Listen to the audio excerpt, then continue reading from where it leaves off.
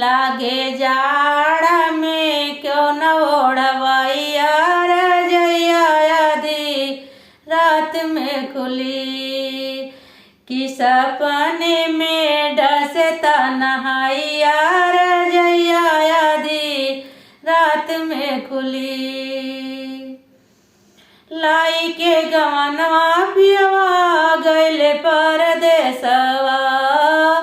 छूटले से पहिले मेहंदी रंगनवा कि घूटी घूटी मारे तन्हाइया रजैया आधी रात में खुली कि सपने में घूटी घूटी मारे तन्हाइया रजैया